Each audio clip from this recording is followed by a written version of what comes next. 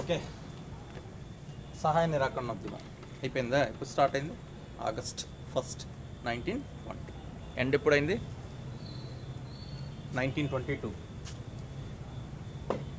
ఏ సంఘటనతో? ఫిబ్రవరి 5వ తేదీ ఒక సంఘటన జరిగింది, చౌరీ చౌరా. ఆ సంఘటనతో ఫిబ్రవరి 12వ తేదీ ఎవరు? మహాత్మా గాంధీ గారు. ఎక్కడి నుంచి? బార్దోలి నుంచి ఏమంటారు? ఈ ఉద్యమాన్ని ఆపేస్తున్నారు అని ప్రకటిస్తారు. ఓకే, దీనికి ఒక్కో విధంగా ఏం చేశారు? కామెంట్ చేశారు.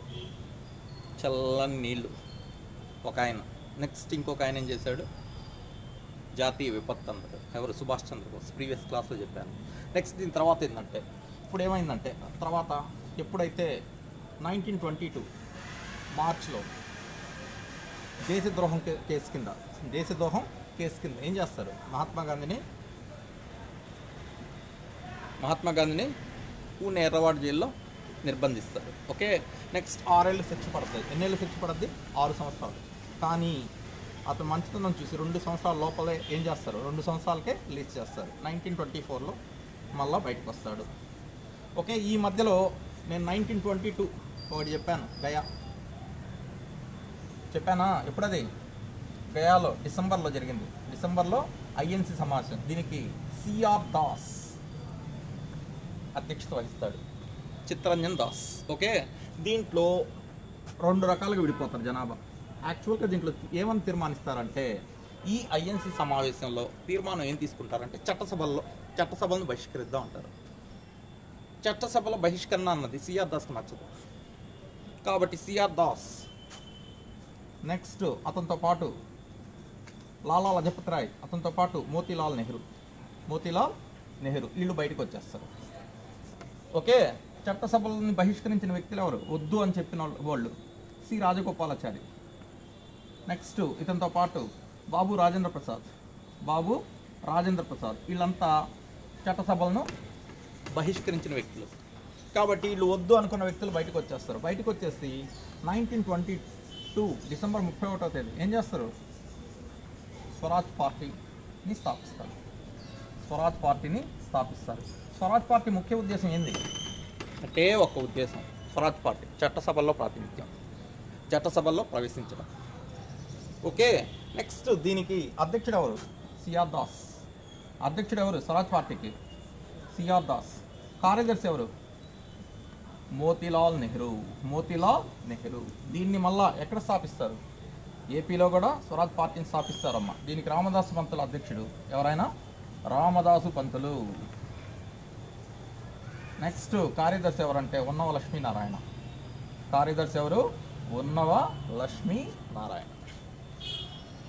మెయిన్ థీమ్ ఏంటంటే దీన్ని చట్టసభల్లో ప్రవేశించడం. ఓకే, 1919 అనగానే ఏ చట్టం గుర్తు రావాలా? మాంటేగ్ చమ్స్ఫోర్డ్ చట్టం గుర్తు రావాలా. మాంటేగ్ అనే అతను రాజ్య కార్యదర్శి, చమ్స్ఫోర్డ్ అనే అతను వైస్రాయ్. వాళ్ళు 1920లో ఆగస్ట్లో ఒక ప్రకటనను వెలువరిస్తారు. దాన్ని మాంటేగ్ చమ్స్ఫోర్డ్ ప్రకటన అన్నారు. ఓకేనా? అంచెలంచెలుగా ఏమిస్తామన్నారు? స్వయం పాలనను అమలు చేస్తామన్నారు. ఓకే, బ్రిటిష్ సామ్రాజ్యం. ఓకే, వాళ్ళ ఆధీనంలో మనల్ని పరిపాలించుకోవడం, దాన్నే హోమ్ రూల్ అని చెప్పాను. అంచెలంచెలుగా చేస్తామన్నారు. ఎప్పుడైతే మొదటి ప్రపంచ యుద్ధం ఆగిపోతుందో బ్రిటిష్ వాళ్ళు కూడా ఆ కాన్సెప్ట్ని మర్చిపోయారు. ఇంకేంది, మొదటి ప్రపంచ యుద్ధం ఆగిపోతే భారతీయ సైనికుల అవసరం ఉందా? లేదు. కాబట్టి ఏం చేశారు? వాళ్ళు కూల్ అయిపోయారు. తర్వాత వచ్చి ఈ 1990 చట్టం వస్తుంది, 1919 చట్టం. ఈ చట్టం ద్వారా 1923లో ఏమవుతాయి? నవంబర్లో ఎలక్షన్స్ జరుగుతాయి. ఈ ఎలక్షన్స్ మొత్తం ఎన్ని స్థానాలు జరుగుతాయి? 101 స్థానాల్లో. ఈ 101 స్థానాల్లో స్వరాజ్ పార్టీ 48 స్థానాలు, ముస్లిం లీగ్ 24 స్థానాలను గెలుచుకుంటుంది. 48 ఎవరు? స్వరాజ్ పార్టీ. ముస్లిం లీగ్ ఎన్ని? 24. తర్వాత ఇప్పుడు ఏంది? చట్టసభల్లో ఎంటర్ అయ్యారు. చట్టసభల్లో ఎంటర్ అయ్యి నా మొదటి భారతీయ ప్రతిపక్ష నేత ఎవరంటే మోతీలాల్ నెహ్రూ ప్రతిపక్ష నేత. నెక్స్ట్ అదేవిధంగా భారతీయ స్పీకర్, దట్ మీన్స్ అధ్యక్షుడు అనేవాళ్ళం అప్పట్లో. అతను ఎవరంటే విఠల్ భాయ్ పటేల్. విఠల్ భాయ్ పటేల్. బాగా గుర్తుంచుకోండి జాగ్రత్తగా. వీళ్ళిద్దరిని చట్టసభల్లో ప్రవేశించారు. నెక్స్ట్ ఏంది, ప్రభుత్వాన్ని ప్రశ్నిస్తే త్వరగా స్వతంత్రం వస్తుంది అన్న థాట్ వాళ్ళు, అందువల్ల ఏంటంటే చట్టసభలో ప్రవేశించారు. నెక్స్ట్ ఏమైంది, 23-24లో మున్సిపల్ 23-24 1923-24లో ఏం జరుగుతాయి, స్థానిక సంస్థలకు మున్సిపాలిటీస్కి ఎలక్షన్స్ జరుగుతాయి. ఎలక్షన్స్ జరిగాక మనోళ్ళు కొన్ని దగ్గరలో ఒకటి కలకత్తా మేయర్గా ఎవరు, చిత్తరంజన్ దాస్, అలహాబాద్కి జవహర్లాల్ నెహ్రూ, ఓకే, అదేవిధంగా పాట్నాకి బాబు రాజేంద్ర ప్రసాద్ ఏమవుతారు, మున్సిపల్ కమిషనర్స్గా ఎంపిక అవుతారు. తర్వాత వచ్చి 1925లో చిత్తరంజన్ దాస్ ఏమవుతాడు, చనిపోతాడు. ఆయన ఎప్పుడైతే చనిపోతాడో స్వరాజ్ పార్టీ ఏమవుతుంది, కొలాప్స్. స్వరాజ్ పార్టీ ఐఎన్సీలో విలీనం అయిపోతుంది. ఆ తర్వాత మళ్ళీ ఐఎన్సీకి వచ్చేస్తుంది. INC means Indian national Congress. ఇది స్వరాజ్ పార్టీ యొక్క స్టోరీ.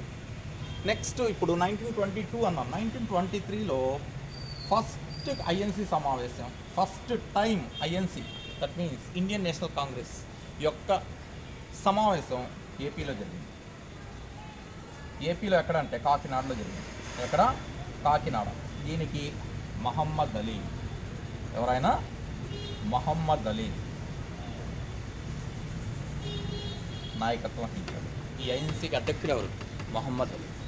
1922 గయా చిత్తరంజన్ దాస్, 23 మహమ్మద్ అలీ. ఎక్కడ జరిగింది, ఫస్ట్ ఐఎన్సీ ఎక్కడ జరిగింది, ఇది ఏపీలో జరిగిన ఫస్ట్ ఐఎన్సీ. విజయవాడ అనేది ప్రత్యేక సమావేశం నేను చెప్పింది, ఓకే. ఫస్ట్ ఐఎన్సీ కాకినాడ, జాగ్రత్తగా గుర్తుంచుకోండి. దీని తర్వాత 1924లో బెల్గాం ఎక్కడుంది, కర్ణాటకలో ఉంది. కర్ణాటకలో ఐఎన్సీ. ఈ ఐఎన్సీకి నాయకత్వం, ఒకే ఒక ఐఎన్సీకి నాయకత్వం వహించిన వ్యక్తి ఎవరంటే మహాత్మా గాంధీ.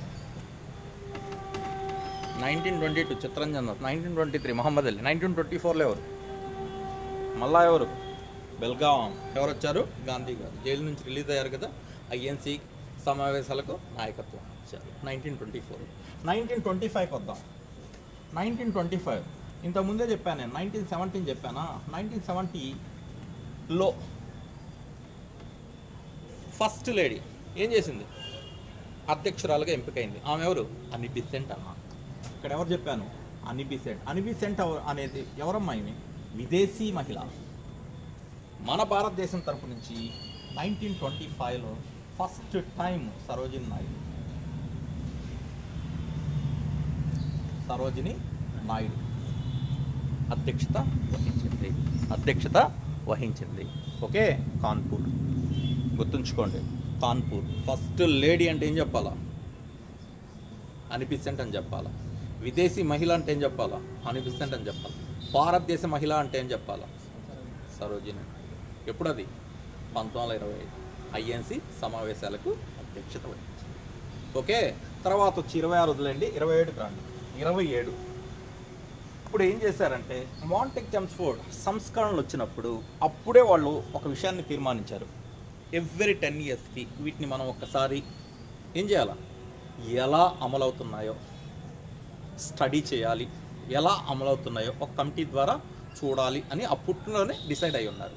కాబట్టి 1929 కల్లా ఏమవుతుంది, 10 years అవుతుంది. కానీ ఒక 2 సంవత్సరాల ముందే వీళ్ళు ఏం చేశారంటే, మాంటెక్ చెమ్స్ఫోర్డ్ సంస్కరణలు ఏ విధంగా అమలవుతున్నాయి భారతదేశంలో దాన్ని స్టడీ చేయడానికి ఒక కమిషన్ నియమిస్తుంది బ్రిటిష్ ప్రభుత్వం. ఆ కమిషన్ పేరు సైమన్ కమిషన్. ఆ కమిషన్ పేరేది సైమన్ కమిషన్. ఈ కమిషన్లో అందరూ శ్వేతజాతీయులే, that means white people means బ్రిటిషర్సే, అందరూ బ్రిటిషర్సే. దీంట్లో మొత్తం సభ్యుల సంఖ్య 7, దట్ మీన్స్ 1+6. జార్జ్ సైమన్ అధ్యక్షుడిగా మొత్తం ఎంతమంది సభ్యులు, 7 మంది సభ్యులతో ఈ కమిషన్ని ఏర్పాటు చేశారు. దీంట్లో మన భారతీయులకు స్థానం లేదు. ఈ కమిటీ చట్టబద్ధంగా ఏర్పడిందమ్మా. ఏ విధంగా ఏర్పడింది, చట్టబద్ధంగా, బ్రిటిష్ చట్టం ద్వారా ఏర్పరిచిన కమిషన్. అందువలన దీన్ని ఇండియన్ స్టాచ్యుటరీ కమిషన్ అంటారు. Indian statutory commission. ఓకే, చట్టబద్ధ సంస్థ ఇది. దీనికే ఇంకో పేరు ఏంటంటే, అందరూ శ్వేత జాతీయులే కాబట్టి దీన్ని ఏమంటాం అంటే వైట్ కమిషన్ అంటాం. ఏమంటాం? White commission. ఏదది? దీన్ని 1927 నవంబర్ 27వ తేదీ ఏర్పరిచారు. ఎప్పుడు ఏర్పరిచారు? 1927 నవంబర్ 27వ తేదీ ఏర్పడింది. మొత్తం సభ్యుల సంఖ్య ఎంత? 7 మెంబర్స్. నెక్స్ట్, ఈ కమిషన్లో భారతీయులు ఎవరన్నా ఉన్నారా? లేరు. కాబట్టి ఈ కమిషన్ ఏమంటాము? వైట్ కమిషన్ అంటాం. ఏమంటాం? White commission. కాబట్టి ఎప్పుడైతే భారతీయులు లేరో ఇలాంటి కమిషన్కి మనం ఎందుకు సపోర్ట్ చేయాలి అని భారతీయులు నిర్ణయించి ఈ సైమన్ కమిషన్ని ఏం చేద్దామన్నారు? బహిష్కరిద్దామని 1927 డిసెంబర్లో ఈ సమావేశం మద్రాసులో జరిగింది. ఈ ఐఎన్సి సమావేశం ఎక్కడ జరిగింది? మద్రాస్. దీనికి అన్సారీ నాయకత్వం వహించారు. ఎవరైనా? అన్సారీ. దీనికి నాయకత్వం వహించింది ఎవరు? అన్సారీ. దీంట్లో వీళ్ళు ఏం తీర్మానించారంటే, ఇక్కడ వీళ్ళు తీసుకున్న డెసిషన్ ఏంటంటే సైమన్ కమిషన్ని బహిష్కరిద్దాం, దేశవ్యాప్తంగా సైమన్ కమిషన్ని బహిష్కరిద్దాం అని తీర్మానించారు. Okay, Simon commission go back అనే ఉద్యమాన్ని తీసుకొని వచ్చారు. ఓకే, భారతదేశం భారతీయులది. అప్పుడు వచ్చిన ఏది నినాదాలు ఏంటంటే సైమన్ గో బ్యాక్ అనే నినాదం ఇచ్చారు. ప్లస్ దాంతోపాటు భారతదేశం ఎవరిది? భారతీయులది అని చెప్పి నెక్స్ట్ దీంట్లో తీర్మానించారు. 1927 డిసెంబర్లో జరిగిన ఐఎన్సి సమావేశం ఎక్కడ జరిగింది? గుర్తుంచుకోవాలా. ఎవరు దీనికి? అన్సారీ. ప్రతి ఒక్క ఐఎన్సి గుర్తుంచుకోండి ఖచ్చితంగా. ఏ ఎగ్జామ్ జరిగినా సరే ఒక ఐఎన్సి గుర్తుంటుంది. కాబట్టి కొద్దిగా జాగ్రత్తగా ఎక్కడెక్కడ జరిగింది. ఓకే, నెక్స్ట్, సైమన్ కమిషన్ ఇండియాలో ఎప్పుడు దిగింది? 1928 ఫిబ్రవరి 3వ తేదీ అడుగుపెట్టింది. ఫిబ్రవరి 3వ తేదీ. ఎక్కడ ఫస్ట్ అడుగు పెట్టిందంటే ముంబాయి. ఫస్ట్ అడుగు పెట్టిన ప్రదేశం ఏందమ్మా? ముంబాయి. సైమన్ కమిషన్ ఫస్ట్ అడుగు పెట్టిన ప్రదేశం ఏది? ముంబాయి. ఓకే, ఆ రోజే మన భారతీయులు ఏ ఉద్యమాన్ని స్టార్ట్ చేశారు? సైమన్ గో బ్యాక్ అనే ఉద్యమాన్ని స్టార్ట్ చేసి, ఓకే, అతను అడుగుపెట్టిన ఆ కమిషన్ ఎక్కడ అడుగుపెట్టిన భారతీయులు ఎవరు దానికి సపోర్ట్ చేయలేదు. వీటిలో కొన్ని సంఘటనలు జరిగినాయి. వీటిలో కొంతమంది చనిపోయారు. ఓకే, ఒకరు వచ్చి అజ్మల్ ఖాన్ చనిపోతాడు, రెండో వ్యక్తి లాలా లజపత్ రాయ్ చనిపోతాడు, మూడో వ్యక్తి మగన్ లాల్ గాంధీ చనిపోతాడు. హింసాత్మక సంఘటనలకు కొంతమంది చనిపోతారు. తర్వాత వచ్చి మద్రాసులో పార్థసారథి అనే ఒక వ్యక్తి చనిపోతాడు సైమన్ గో బ్యాక్ ఉద్యమంలో పాల్గొని. ఓకే, ఎవరెవరు? అజ్మల్ ఖాన్ అనే వ్యక్తి, లాలా లజపత్ రాయ్ అనే వ్యక్తి, మగన్ లాల్ గాంధీ అనే వ్యక్తి ఈ ఉద్యమంలో చనిపోతాడు. ఓకే, ఫస్ట్ ముంబైలో అడిగిపెట్టింది. ఇప్పుడు ఒక్కసారి ఈ సైమన్ గో బ్యాక్ ఉద్యమం ఎవరు కొన్ని దగ్గర ఎవరెవరు నాయకత్వం ఇచ్చారు? ఆంధ్రాలో కొండా వెంకటప్పయ్య, విజయవాడలో అయ్యదేవర కాళేశ్వరరావు. విజయవాడ మున్సిపల్ చైర్మన్ ఎవరంటే ఆ టైంలో అయ్యదేవర కాళేశ్వరరావు ఏం చేస్తాడంటే ఒక తీర్మానం, సైమన్ గో బ్యాక్ తీర్మానాన్ని ఒక పేపర్పై రాసి అతని దగ్గర ఉన్న వ్యక్తితో కమిషన్కి పంపిస్తాడు. ఓకే, నెక్స్ట్ మద్రాసులో టంగుటూరి ప్రకాశం పంతులు. మద్రాసులో ఎవరు? టంగుటూరి ప్రకాశం పంతులు. నెక్స్ట్ లక్నోలో మోతీలాల్ నెహ్రూ. లక్నోలో ఎవరు చేస్తుంటారు? మోతీలాల్ నెహ్రూ. అదేవిధంగా లాహోర్ లాలా లజపతి రాయ్. లాహోర్లో ఎవరు? లాలా లజపతి రాయ్. ఈ విధంగా ఒక్కొక్క స్థానంలో ఉండి సైమన్ కమిషన్ను ఏం చేశారు? వ్యతిరేకించారు. ఓకే, వీటిల్లో ఫస్ట్ మద్రాసులో జరిగిన సంఘటన చూద్దాం. మద్రాసులో ప్యారిస్ కార్నర్ అనే ఒక స్థలంలో ఒక ప్లేస్, అక్కడ వెల్ నోన్ ప్లేస్ అనమాట, ప్యారిస్ కార్నర్.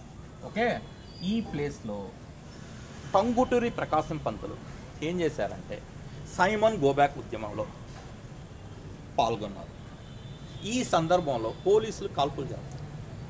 ఓకే, జరిపినప్పుడు పార్థసారథి అనే వ్యక్తి ఈ కాల్పులకు మరణిస్తాడు. మరణించిన వ్యక్తిని టంగుటూరి ప్రకాశం గారు ఏంది చూడడానికి ముందుకు వెళ్ళేటప్పుడు పోలీసులు ఆపుతారు. ఆపినప్పుడు అతను ఏం చేస్తాడంటే షర్టు గుండీలు ఇప్పి ఛాతి చూపిస్తూ ఏం చెప్తాడు, ధైర్యం ఉంటే కాల్చండి నన్ను అని ముందుకు వెళ్తాడు. ఎప్పుడైతే ఈ విధంగా చేస్తాడో పోలీసులు కూడా ఏం చేస్తారు, వెనక్కి తగ్గి అతన్ని చూడడానికి ముందుకు పంపుతారు.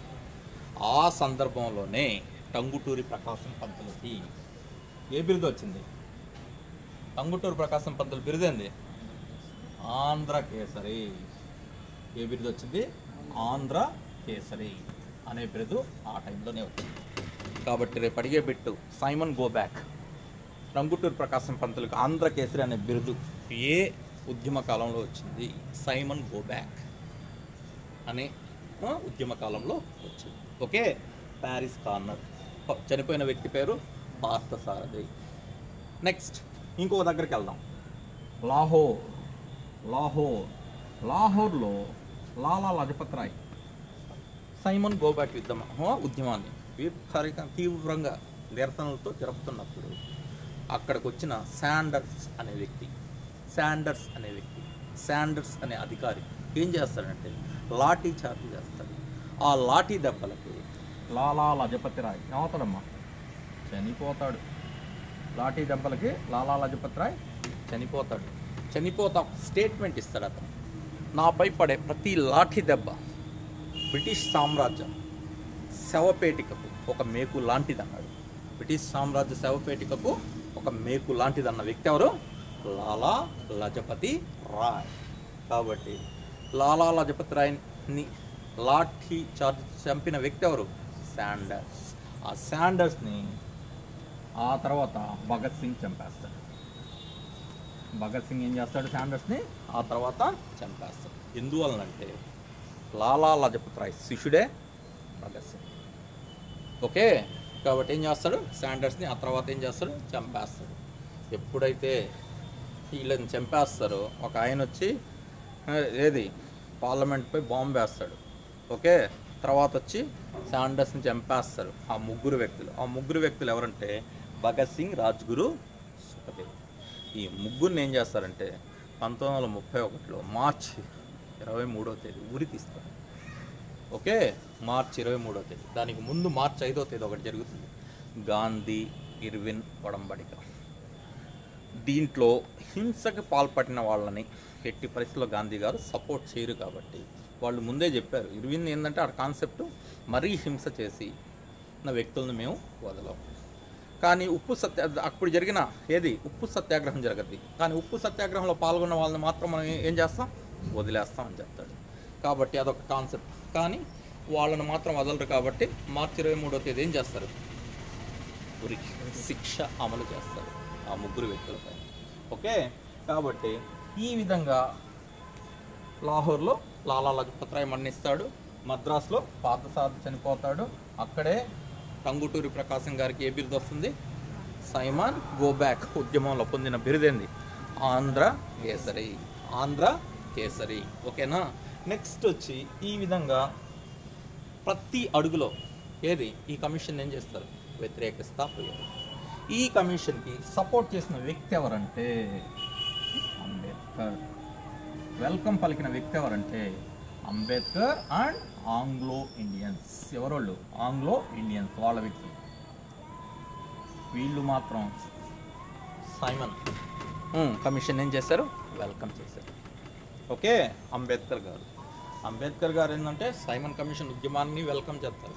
తర్వాత జరిగే లండన్లో ఏం జరుగుతాయి? రౌండ్ టేబుల్ కాన్ఫరెన్స్ జరుగుతాయి. ఆ మూడిట్లో పాల్గొన్న వ్యక్తి ఎవరంటే అంబేద్కర్. ఆ మూడిట్లో పాల్గొన్న ఇంకొక వ్యక్తి ఎవరంటే మహమ్మద్ అలీ జిన్నా. గాంధీ గారు ఎక్కడ పాల్గొంటారంటే 2వ రౌండ్ టేబుల్ కాన్ఫరెన్స్లో పాల్గొంటారు. గాంధీ ఒడంబడిక. మెక్డొనాల్డ్ ఏం చెప్తుంది? నాకు ఎట్టి పరిస్థితులు తెలియదు, ఈసారి ఏం చేయాలంటే ఖచ్చితంగా మహాత్మా గాంధీ ఏం చేయాలా? రౌండ్ టేబుల్ కాన్ఫరెన్స్లో పాల్గొనాలా అంటాడు. ఫస్ట్ కాన్ఫరెన్స్ రాకపోయేసరికి అప్పుడు ఏం చేస్తాడంటే ఇర్విన్ ఎవరి సపోర్ట్ తీసుకుంటాడు? అక్కడ ఎంఆర్ జయకర్, నెక్స్ట్ సఫ్రు ఇలా సహాయంతో నెక్స్ట్ మహాత్మా గాంధీ గారిని పిలిపించి కూర్చోబెట్టి కండిషన్స్ ద్వారా మీరేం చేస్తారు, నేనేం చేయాలి, కొన్ని కండిషన్స్కి లోబడి అక్కడే ఏం చేస్తారు? ఉప్పు దట్ మీన్స్ దండి సత్యాగ్రహాన్ని ఆపేసి అతను లండన్ వెళ్ళి అటెండ్ అవుతాడు. ఓకే, కానీ అక్కడ ఏంది ఫెయిల్. ఐఎన్సీ తరపున ఇతను అటెండ్ అవుతాడు. ఇతనితో పాటు ఇద్దరు వ్యక్తులు వెళ్తారు. ఒకరు మదన్ మోహన్ మాలవ్య, వ్యక్తిగతంగా ఒక లేడీ, ఆమె ఎవరంటే సరోజిని నాయుడు. వాళ్ళు వ్యక్తిగతంగా అటెండ్ అవుతారు, కానీ ఇతను మాత్రం ఐఎన్సీ తరపున అటెండ్ అవుతాడు. ఎవరు? మహాత్మా గాంధీ. కానీ అక్కడ టర్మ్స్ అండ్ కండిషన్స్ సెట్ కావు కాబట్టి మళ్ళీ ఏం చేస్తాడు, వచ్చేసి థర్డ్ రౌండ్ టేబుల్ సమావేశాల్లో పాల్గొంటాడు. దాని గురించి మళ్ళీ చెప్తాను నేను. నెక్స్ట్ ఇప్పుడు చూడండి, దీని తర్వాత ఏంటంటే ఇదే ఉద్యమ సమయంలో సైమన్ కమిషన్, నెక్స్ట్ ఉద్యమ సమయంలో బెర్కెన్, ఎవరైనా బెర్కెన్ హుడ్ అనే బ్రిటిష్ రాజ్య కార్యదర్శి, భారతదేశ రాజ్య కార్యదర్శి ఎవరు? బ్రిటిష్ తరఫున బెర్కెన్ హుడ్ ఏం చెప్తాడంటే, అరే నాయన, స్వయంగా మీ రాజ్యాంగాన్ని మీరు రచించుకోలేరు, మీరు దమ్ముంటే ఏం చేయాలంటే మీ రాజ్యాంగాన్ని మీరు రచించుకొని చూపిండి అని అవహేళన చేశాడు. ఎవరైనా? బెర్కెన్ హుడ్. ఎవరైనా? బ్రిటిష్ రాజ్య కార్యదర్శి. నేను చెప్పానా, గవర్నర్స్ తర్వాత ఇద్దరు ఉంటారు. ఎప్పుడు? రాణి పాలన వచ్చినప్పుడు. ఒకటి కార్యదర్శి, రెండోవాడు వైస్రాయ్. ఓకే, ఆ కార్యదర్శి ఏం చేస్తాడు? అవహేళన చేస్తాడు. మీకు అంత సీన్ లేదు, దమ్ముంటే మీరేం చేస్తారు, స్వయంగా రాజ్యాంగాన్ని, ఏది భారతీయ ప్రజలకు అందరికీ నచ్చే రాజ్యాంగాన్ని రాసి చూపించండి అని చెప్తాడు. ఎప్పుడైతే అతను సవాల్ విసురుతాడో ఆ సవాల్ని ఎవరు స్వీకరిస్తారు? ఐఎన్సీ స్వీకరిస్తారు.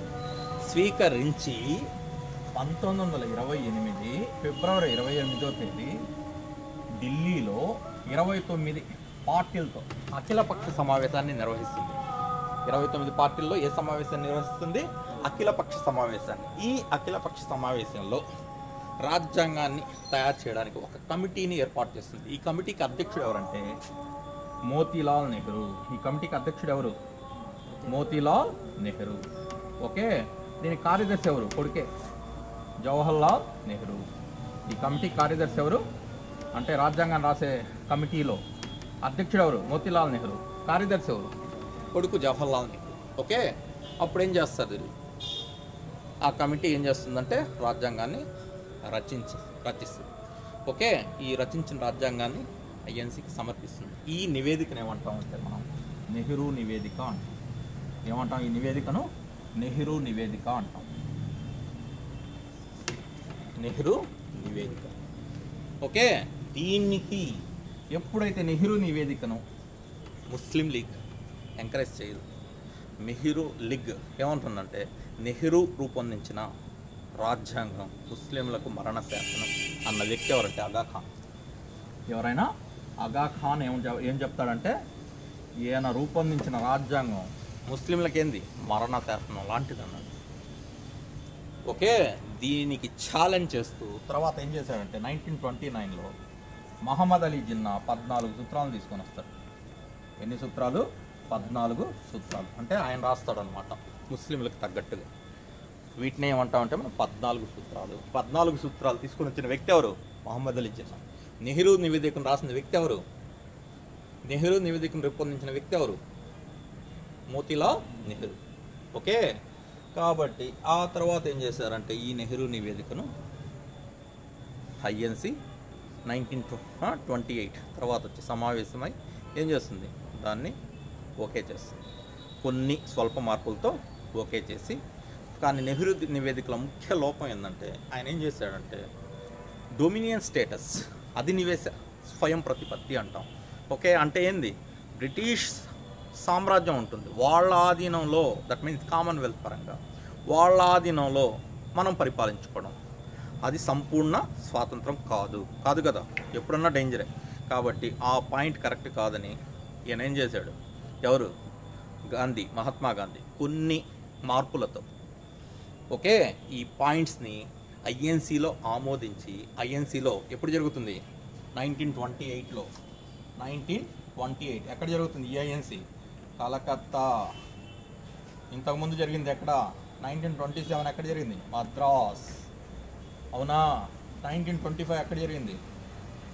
కాన్పూర్. 24 ఎక్కడ జరిగింది? బెల్గాం. 23 ఎక్కడ జరిగింది? ఎక్కడ? కాకినాడ. 22 ఎక్కడ? గయా. 22 ఎక్కడ? గయా. ఓకే, కాబట్టి 28 కలకత్తా. నెహ్రూయే ఇక్కడ అధ్యక్షుడు. ఎవరు ఈ ఐఎన్సీకి? మోతీలాల్ నెహ్రూ అధ్యక్షతన ఏం చేశారు, దీన్ని గాంధీ గారే స్వయంగా తీర్మానించారు. తీర్మానించి బ్రిటిషర్స్కి, దట్ మీన్స్ ఇక ఎవరు బ్రిటిష్ ప్రభుత్వానికి ఒక అల్టిమేటం జారీ చేస్తుంది. మాకు 1929 డిసెంబర్ 31వ తేదీ లోపల సంపూర్ణ స్వాతంత్రాన్ని ఇవ్వాలా అని ఒక అల్టిమేట్ కొన్ని పాయింట్స్తో జారీ చేస్తుంది. ఓకే, కానీ బ్రిటిషర్స్ 1929 డిసెంబర్ వచ్చినా సరే పట్టించుకోరు. ఎప్పుడైతే పట్టించుకోరో అప్పుడు 1929లో ఒక డెసిషన్ తీసుకుంటారు డిసెంబర్లో. అప్పుడెవరు ఐఎన్సీ సమావేశానికి ఆయన కొడుకు ఎవరైనా జవహర్లాల్ నెహ్రూ. ఎక్కడ జరిగింది ఇది? ఎక్కడ? లాహోర్లో జరిగింది, రావి నది ఒడ్డున లాహోర్. ఓకే, ఎక్కడ జరిగింది ఐఎన్సీ? లాహోర్. అప్పట్లో మా పాకిస్తాన్ కలిసి ఉంది ఇండియాలో. ఓకే, లాహోర్లో జరిగింది. ఇక్కడ ఏం తీర్మానించారంటే ప్రతి సంవత్సరం జనవరి 26వ తేదీ నెక్స్ట్ అంటే 1930 జనవరి 26 నుంచి మనం ఏం చేసుకుంటున్నాం, పూర్ణ స్వాతంత్రాన్ని జరుపుకుంటున్నాం, స్వాతంత్ర దినాన్ని జరుపుకుంటున్నాం. ఎప్పుడు? 1930 జనవరి 26. అప్పుడు డిసైడ్ చేసిన ఆ స్వాతంత్ర దినాన్ని మళ్ళీ ఏం చేశారు, 1947 ఆగస్టు 15వ తేదీ స్వాతంత్రం వచ్చేసింది కదా, కానీ దాన్ని ఏం చేశారంటే రాజ్యాంగం రాశాక రాజ్యాంగాన్ని అమలు అయిన దినంగా రిపబ్లిక్ డేగా మార్చారు. ఓకే, 1950లో జనవరి 26వ తేదీని మనం దేనిగా మార్చుకున్నాం, రిపబ్లిక్ డే. అంటే దీన్నే అక్కడ అమల్లోకి తీసుకొని వచ్చుకున్నాం. ఓకే, ఇప్పుడు ఈ విధంగా ఎప్పుడైతే ఐఎన్సీలో తీర్మానం చేశారో ఫస్ట్ అర్ధరాత్రి, ఎప్పుడు 1929 అర్ధరాత్రి ఏం చేశాడు తెలుసేనా,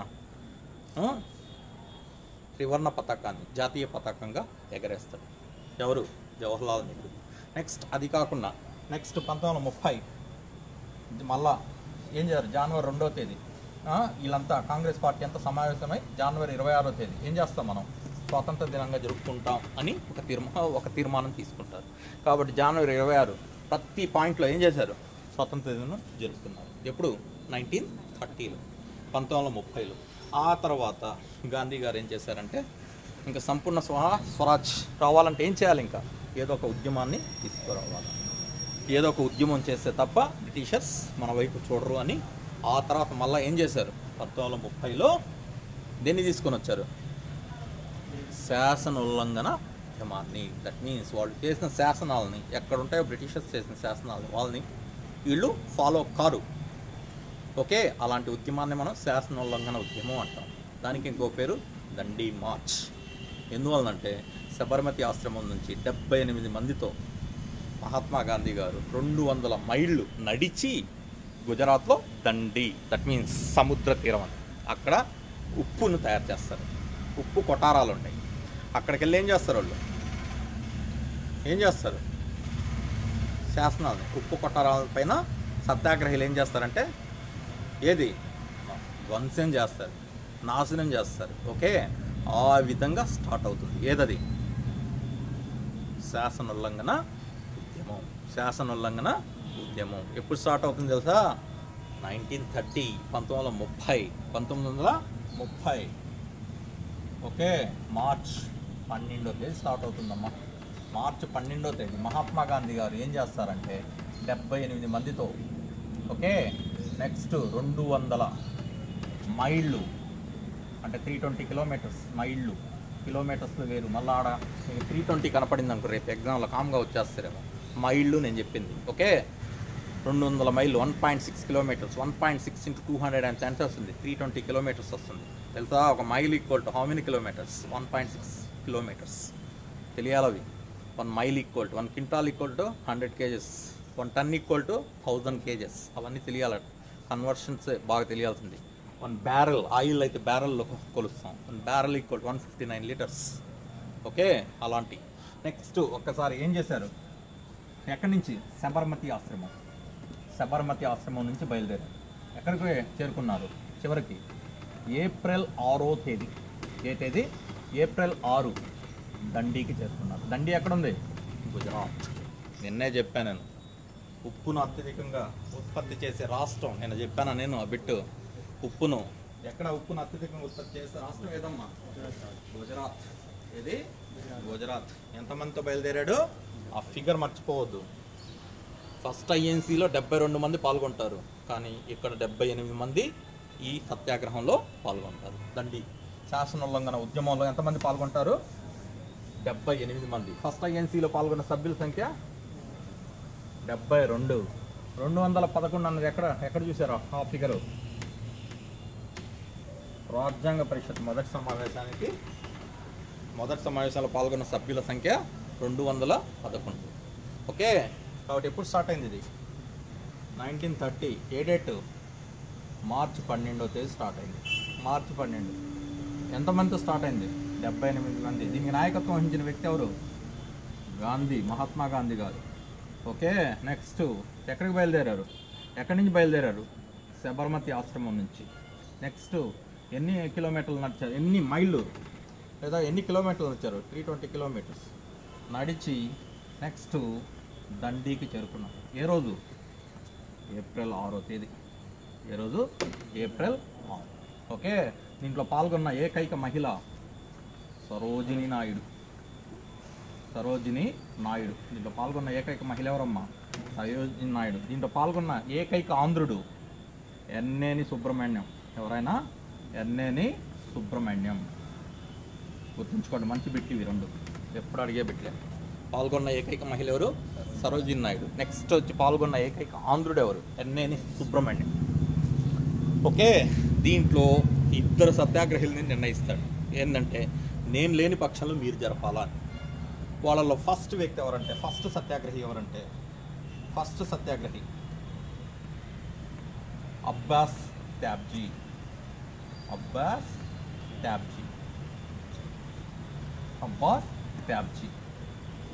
ఓకే, రెండో సత్యాగ్రహి ఎవరు తెలుసా?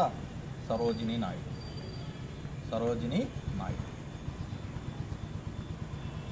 ఓకే, యాక్చువల్గా ఏం చేస్తారు తెలుసా ఇతన్ని? తర్వాత 1931లో ఏం చేస్తారు? జనవరి 4వ తేదీ జైల్లో వేసేస్తారు. ఎప్పుడైతే ఇతన్ని మళ్ళా ఎక్కడ ఎర్రవాడ పూణే జైలుకి పంపిస్తారు, పంపించగానే మళ్ళీ దీనికి ఎవరు ఫస్ట్ నాయకత్వం అనిపించారు? అబ్బాస్ సాబ్జీ ముందుండి దీన్ని చూసుకుంటాడు. నడుపుతాడు. ఏది? ఈ ఉద్యమాన్ని తీవ్ర రూపం దాల్చింది. ఈ ఉద్యమం తెలుసో లేదు, ప్రతి దగ్గర ఉప్పు ఉల్లంఘన జరిగింది. శాసనాలు ఉల్లంఘించారు. ఓకే, ఈ ఉప్పు శాసనాలను ఉల్లంఘించింది ఎక్కడెక్కడ? కేరళ చూద్దాం. కేరళలో ఎవరు? కేలప్పన్. నెక్స్ట్ నాగాలాండ్కి వెళ్దాం. రాణి గైడెన్లు. మీ పేరేంది? రాణి గైడెన్లు. నెక్స్ట్ అదేవిధంగా ఆంధ్రాకి వెళ్దాం. ఆంధ్రాలో ఎవరు? కొండా వెంకటప్పయ్య, డిక్టేటర్ కొండా వెంకటప్పయ్య. ఈ ఉద్యమాన్ని నడిపిన వ్యక్తి ఎవరు? కొండా వెంకటప్పయ్య. వాయువ్య ప్రాంతానికి వెళ్దాం. వాయువ్య ప్రాంతంలో దీన్ని నడిపిన వ్యక్తి ఎవరు తెలుసా? వాయువ్య ప్రాంతంలో ఖాన్ అబ్దుల్ గఫార్ ఖాన్.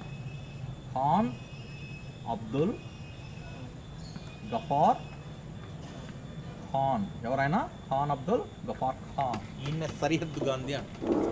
కేరళ గాంధీ ఎవరు? కేలప్పన్. సరిహద్దు గాంధీ ఎవరు? ఖాన్ అబ్దుల్ గఫార్ ఖాన్. ఈయన ఏం చేశాడు తెలుసా? చూడండి, ఒక ఎర్ర చొక్కా దళాన్ని, ఎర్ర చొక్కా దళాన్ని, దాన్నే ఖుదాయి ఖిద్మత్గార్ అంటాం. ఏమంటాం?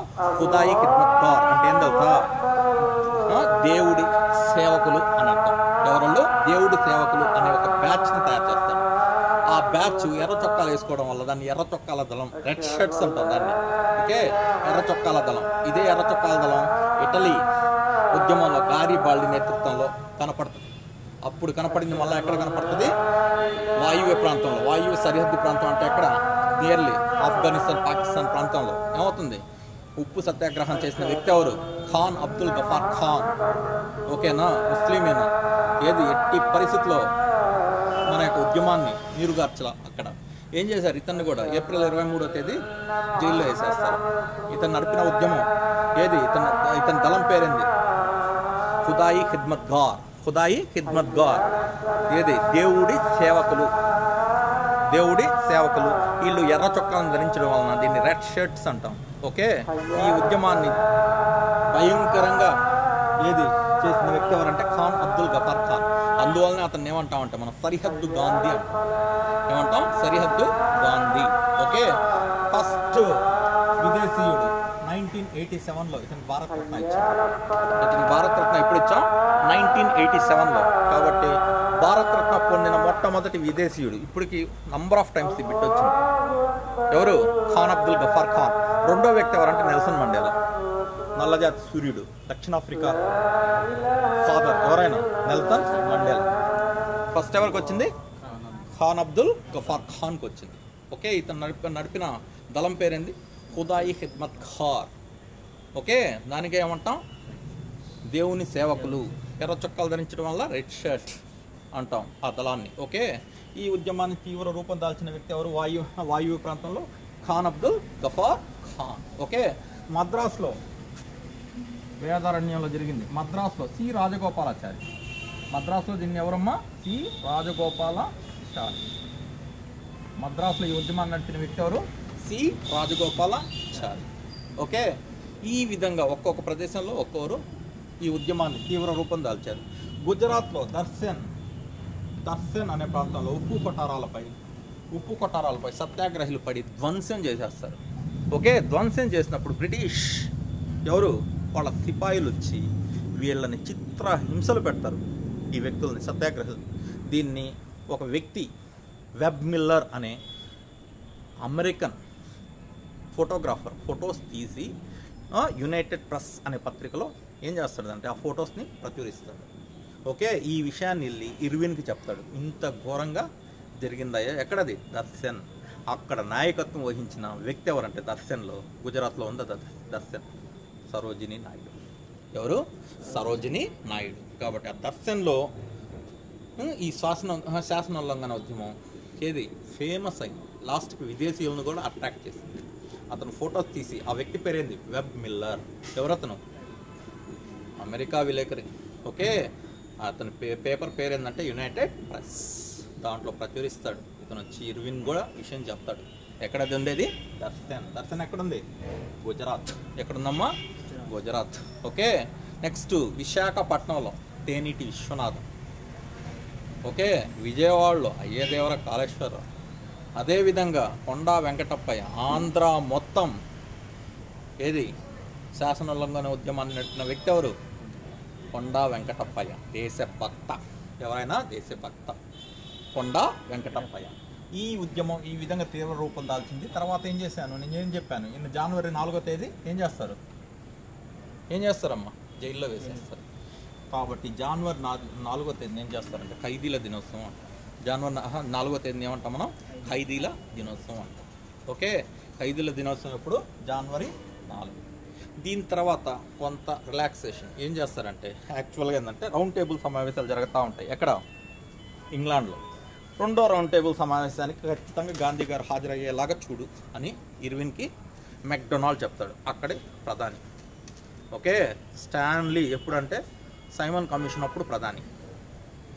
మెక్డొనాల్డ్ ఎప్పుడంటే లండన్ రౌండ్ టేబుల్ సమావేశాలు జరిగేటప్పుడు ప్రధాని. అతను ఏం చేస్తాడంటే ఇతనికి ఆర్డర్. ఇతను ఏం చేస్తాడంటే ఎట్టన్నా సరే అతనితో ఒప్పందం కుదుర్చుకోవాలని చెప్పి మధ్యవర్తులుగా ఎంఆర్ జైకర్, తేజ్ బహదూర్ సఫ్రు వీళ్ళిద్దరిని ఉపయోగించుకొని నెక్స్ట్ ఒక దగ్గర కూర్చొని ఏం చేస్తారు? గాంధీ ఇర్విన్ ఒడంబడిక ఒక అండర్స్టాండింగ్కి వచ్చి ఏం కావాలా ఏంది అని చర్చించుకొని ఆ తర్వాత ఏం చేస్తాడంటే అక్కడికి వెళ్తాడు. కాబట్టి దీని తర్వాత మనం చూసే కాన్సెప్ట్ ఏదంటే ఏది రౌండ్ టేబుల్ కాన్ఫరెన్స్. ఇది అర్థమైందా? ఎంతమంది, ఎక్కడెక్కడ, ఎవరెవరు, ఉప్పు కొటారాలు ఎక్కడ, దీంట్లో ఫేమస్ ఏది? దర్శన్. తర్వాత వచ్చి మద్రాస్ వేదవనంలో చెప్పిన వ్యక్తి ఎవరు? రాజగోపాలాచారి. విశాఖపట్నం అంటే తేనీటి విశ్వనాథం గుర్తు రావాలి. అయ్యదేవర కాళేశ్వరరావు. విజయవాడ అంటే గుర్తు రావాలి. మొత్తం ఆంధ్ర అంతా అంటే ఎవరు గుర్తు రావాలి? కొండా వెంకటప్పయ్య. ఓకే, వీళ్ళల్లో ఫేమస్ ఎవరు? రాణి గైడెన్లు ఎక్కడ జరిపింది? ఇవి నాగాల్యాండ్. ఈ ఉద్యమ సమయంలో వెలుగులోకి వచ్చిన మహిళ ఎవరు? గైడెన్లు. ఈమెను ఏం చేశారంటే 1932లో జైల్లో వేసేస్తారు. జైల్లో వేసేసినామి జీవిత ఖైదు. ఆమె పాపం ఏం తెలుసా? బ్రిటిషర్స్ వెళ్ళేదాకా 1947 దాకా జైల్లోనే ఉన్నాను. ఆ తర్వాత మన ప్రభుత్వం వచ్చాక నెహ్రూ గారు ఆమెను విడిపించి ఆమెకు ఒక బిరుదు ఇస్తాడు. ఆ బిరుదు రాణి. ఏ బిరుదు ఇస్తాడు? రాణి. ఏ బిరుదు? రాణి. అప్పుడు ఆమె పేరు ఎలా మారింది? రాణి గైడెన్లు. రాణి గైడెన్లు. ఓకే.